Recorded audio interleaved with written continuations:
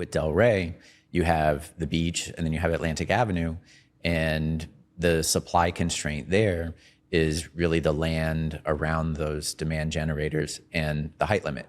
And the most unique thing now is that Delray has so much demand that the institutions are coming in and they're building basement garages, which for most people who are working in Miami or South Florida in general, like it makes no sense at all. It's an interesting thing working with investors from other parts of the country or other parts of the world, even when we're introducing them to new markets.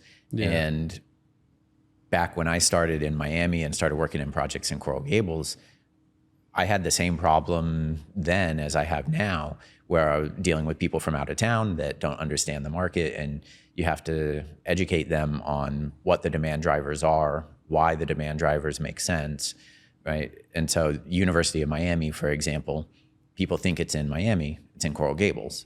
And so the fact that was like the first thing that we were teaching people is like, hey, there's a major, it's a whole new city. Yeah, it's another city that we're dealing with, and it's got its own downtown and its own central places where people are gathering. And then you're seeing that same thing happen in Delray, where the beach was one thing, and then you have the Atlantic Ave that comes across connecting to the beach, and George Bush Boulevard is the other side.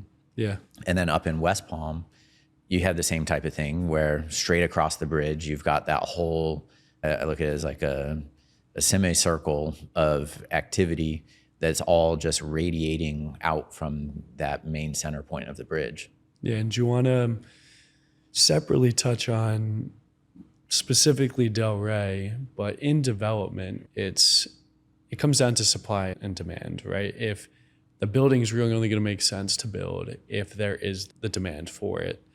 And in Delray, for example, even building in the central business district like we are, there is a supply constraint because you only can build 4 stories. I don't know if you want to explain on how that's a kind of a piece of our strategy and just how that overall works in development. Yeah, and this, just like everybody else's career, things early on, and you learn techniques and methods and ways of looking at things. And when I was at NRI, we were looking at Coral Gables and how restrictive they were. They have a 3.5 at the very most. Your floor area ratio was 3.5, and you had to do Mediterranean architecture to achieve it. And they had height limits that were a lot lower than the city of Miami.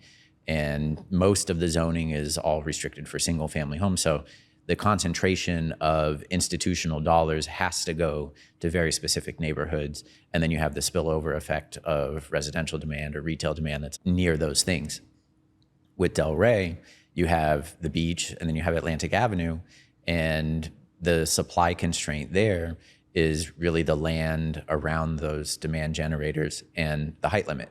And the most unique thing now is that Delray has so much demand that the institutions are coming in and they're building basement garages, which for most people who are working in Miami or South Florida in general, like it makes no sense at all. But when you understand the dynamics of the particular submarket and the supply constraints with the height limits and all the other factors going into it, it makes sense to put the money in and to build a lower level garage. And we're looking at other projects where we're potentially going to be doing that because it's one of the only places that it makes sense to do it from a financial standpoint. Yeah, and just the idea of FAR, as I've learned more to emphasize the value that, so it limits supply, but it really, what it's saying is you only could build so much above the given piece of land. So there's only so much that could go tall. So that means you have to go wide, if anything, which then gives more value to be closer to that retail strip, that area of activity. I wouldn't say that. I would say they're different things. So FAR doesn't say that you have to go wide. If you had because you have a height limit, you have a floor area ratio or floor lot ratio limit, and then you have lot coverage ratios. And so you have layers of constraints that all come together to tell you what little box do you have to fit your project into? And so in Coral Gables case, the FAR was the thing that was really limiting us after we figured out the height considerations. And then in the city of Miami, a lot of times it's parking. In Delray, it's height more than FAR. Yeah. And so as you enter into new markets, you have to understand the zoning code, understand, going back to who are the end users, what do they want? And you're not going to find a high-rise buyer in Delray because you can't build a high-rise. Yeah, exactly. And that's where it's only a matter of time in some of these restricted neighborhoods where there's prime real estate, and it really is only going to be looked at for the land value, and it is a tear down. But that's the nature of the game. And so that's one of the key ways we're trying to tackle the middle market housing issue in general is looking at, again, underutilized properties where the existing land use is one thing, zoning tells us it's something else, and the market dynamics tell us that there's value.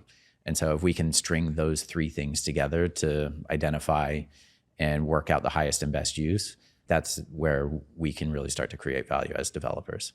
Yeah, absolutely.